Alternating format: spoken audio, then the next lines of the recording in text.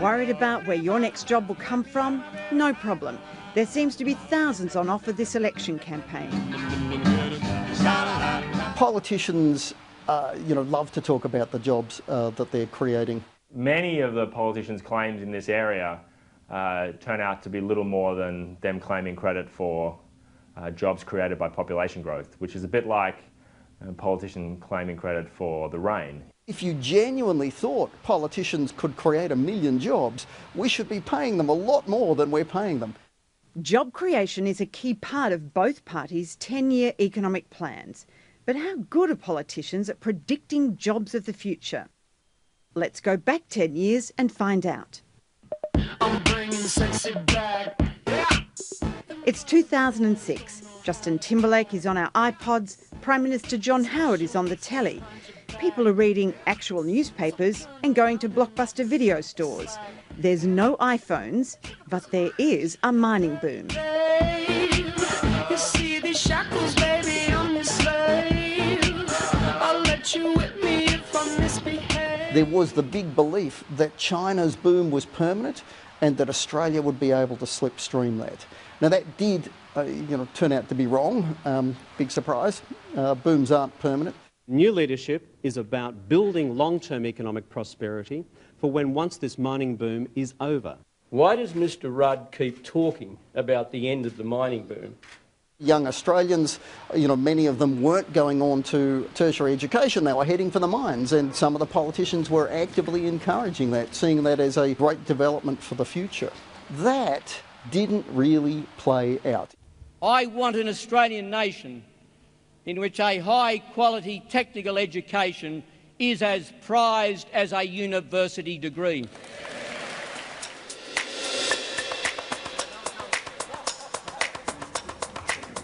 In the 2007 election, both Kevin Rudd and John Howard went to the electorate with promises to boost manufacturing in Australia. I don't want to be Prime Minister of a country where we don't make things anymore. But both of their plans to improve manufacturing were mugged by reality. Australia lost 200,000 manufacturing jobs over the subsequent 10-year period. See you, love. See you, dear. See ya. Take care, Have won't a good you? time, okay? The biggest shift in the last decade has been away from full-time blue-collar jobs held mainly by men to part-time, lower-paid jobs held mainly by women. We have put on nearly 400,000 new jobs over the last couple of decades in the health, personal and community services roles. And this is a really strongly growing part of the Australian economy. But on average, it's a relatively lower wage part of the Australian economy. Now, the true key, I think, is not so much how many jobs, that's just a population question, as to how good those jobs will be, and in particular, how well paid they'll be. But despite almost constant adaptation by Australian workers, wages growth is at a record low.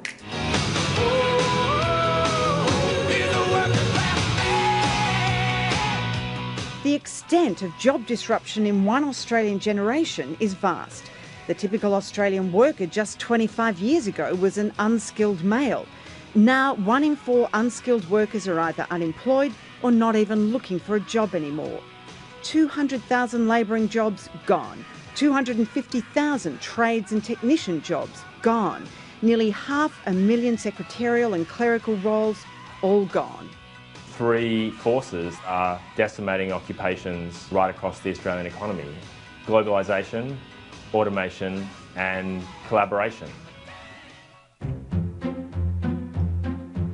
The typical Australian worker now is likely to be older, to be better qualified and to work in an office. But they better be ready to change again, and again, and again, and again, and again.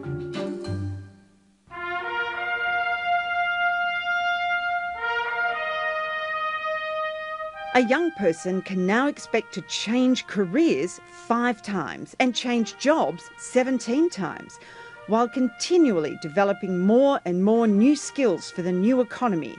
Digital, collaborative, big data, presentation, problem solving, creativity, social media, innovation. Nearly half of young Australians are preparing themselves now for those 40% of jobs that are at risk of being lost to automation.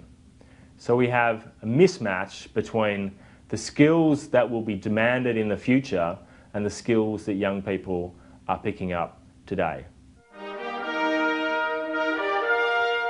So what are the likely new jobs?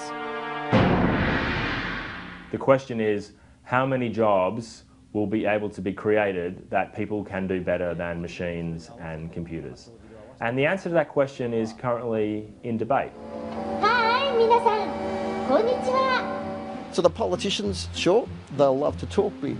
My guess is the actual differences won't be as big as many people think, and probably won't be as attributable to the decisions of politicians as many people think either.